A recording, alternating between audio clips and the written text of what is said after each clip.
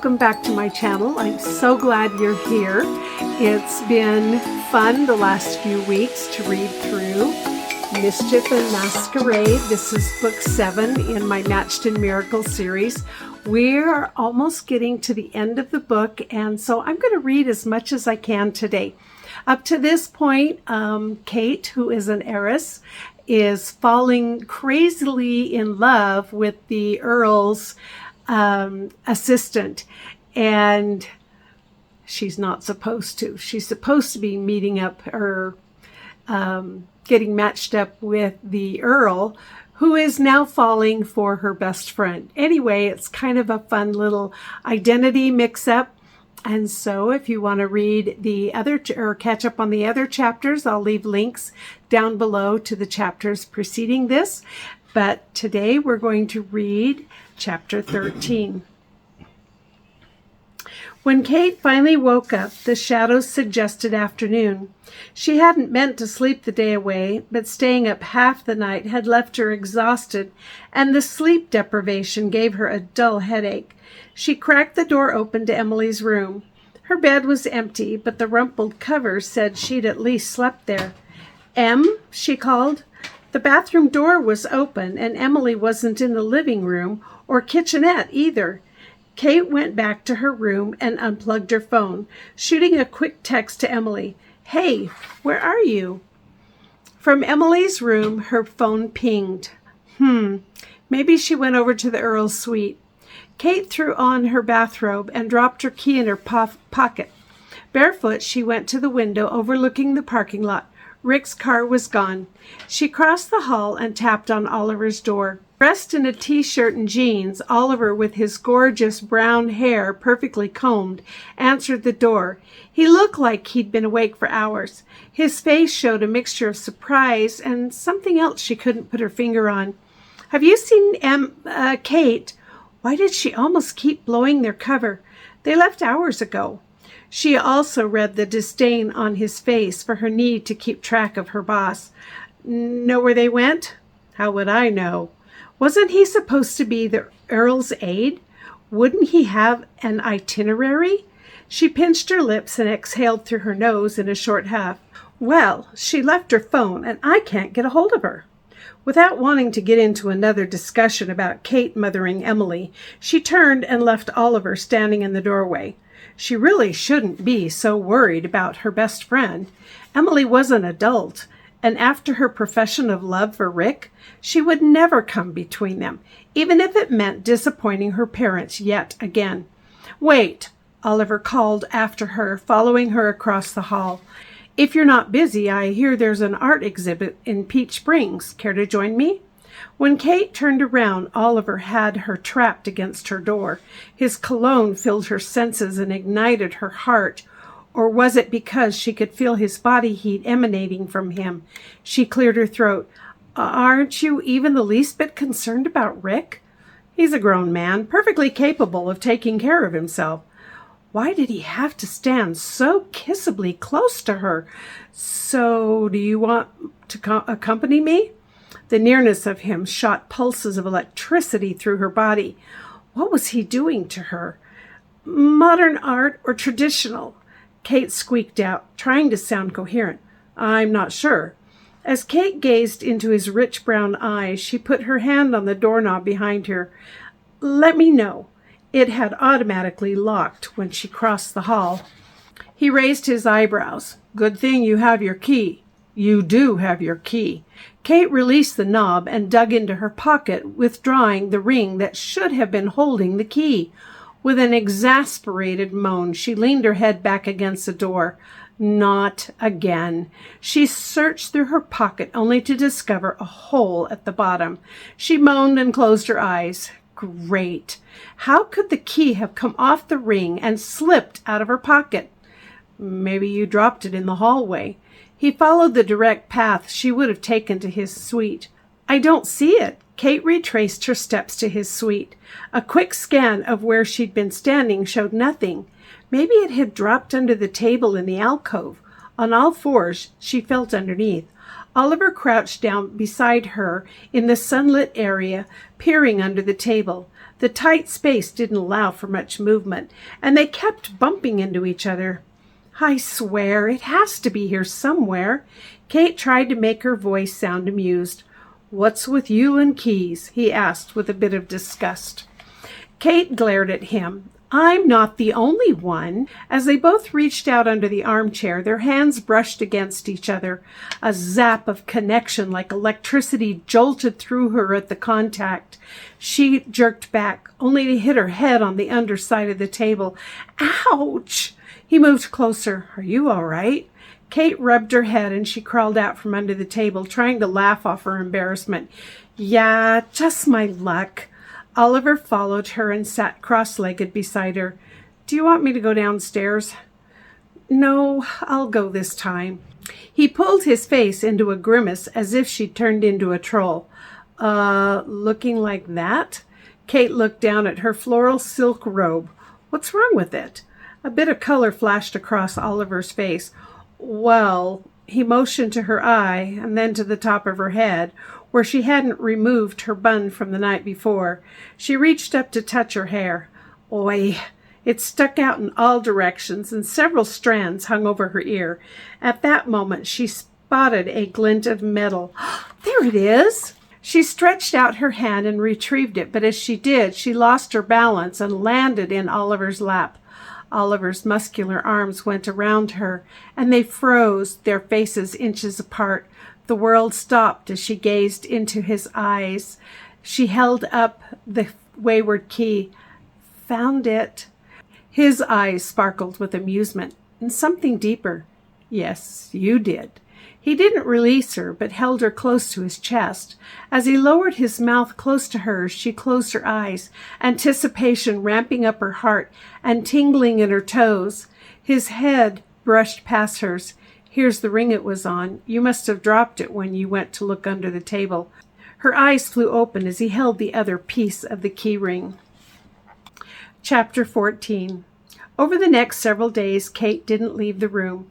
Her discolored eye was horrible enough to look at, but her hair that morning when Oliver helped her find her key was worse, way worse. She rubbed her finger over the spot where she'd bumped her head.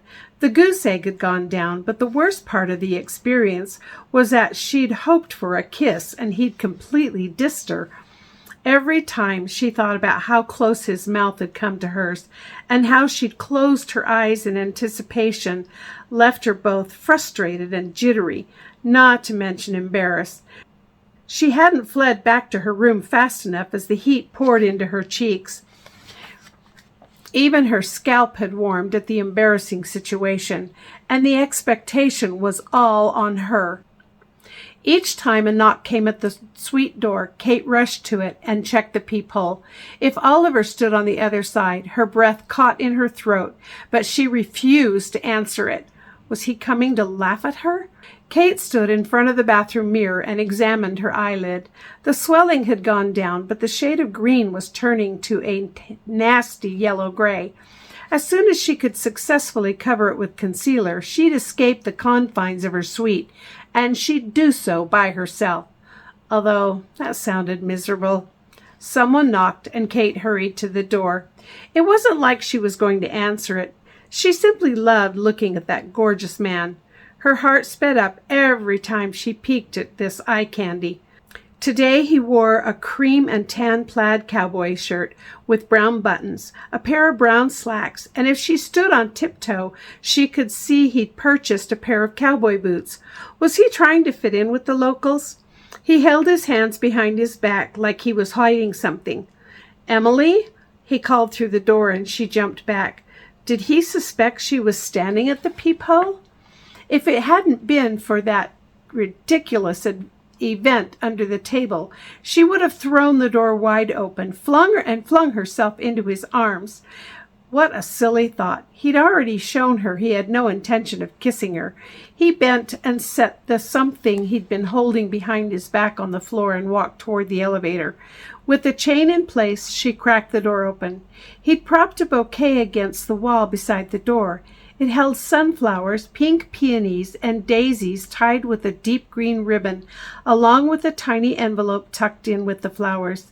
She slid the door open, snatched the bouquet, and slammed the door shut again before he saw her, in case he was waiting around the corner.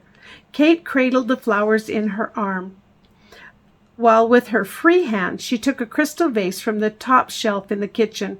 After she filled it with tap water, she removed the card and placed the arrangement into the vase. Yellow meant friendship, pink meant affection, and white symbolized purity and innocence. Is that what he was trying to tell her? He only wanted to be friends? The aroma of eucalyptus mingled with the fragrance of the peonies. As she brought the vase to the kitchen table, she breathed in the fragrance before removing the envelope. Emily, I've missed your smile and our lively conversations. I hope these flowers brighten your day. How's your eye? Oliver. Did he think she was vain enough to want to hide in her room like this because of her eye? Kate took the flowers back to her room and set them on the nightstand. After curling up on the bed with the book she'd grabbed from the alcove several days ago, she reread her favorite part, where Luca confessed his love for Isabella, but they can never be together because of his tormented past. Unable to focus on the book, she set it aside and closed her eyes. A key turned in the lock and Kate's eyes flew open. Emily? Her best friend called. By using her pseudonym, Emily probably wasn't alone. In here, Kate said, snatching up the book and holding it to her face.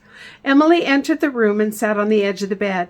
She took the book from Kate and turned it right side up, placing it back in her hands. Are you going to stay in bed the whole time you're here? Of course not.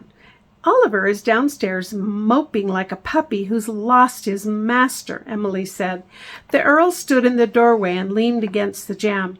I just want you to know that I have never seen my aide look so down. What did you do to him? Me? Kate closed the book and set it next to the flowers. If Emily noticed them, she didn't mention it. Nothing, except act like a complete imbecile. Emily handed her an embossed envelope. We're invited to a ball tomorrow night. It's here in the inn. My parents have arranged everything. She gave a sly wink. Had Emily been in contact with her parents? Why hadn't she mentioned it? This was a conversation for when Richard wasn't around.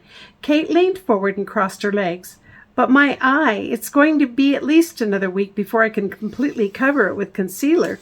Emily patted her arm. Not to worry, it's a masquerade. But Oliver ruined my dress. About that, Oliver took it to the dry cleaner in Peach Springs and is picking it up this afternoon.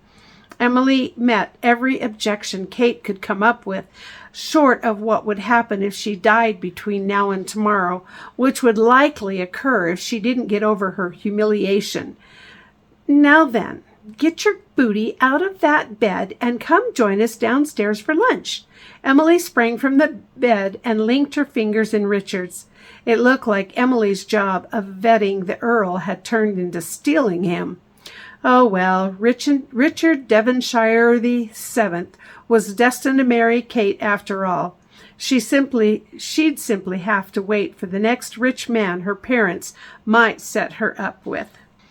Chapter 15. Kate dabbed the concealer over her eyelid before adding enough foundation to keep the entire cosmetics industry in business. The sickly yellow shade still shone through. Even eyeshadow didn't cover it.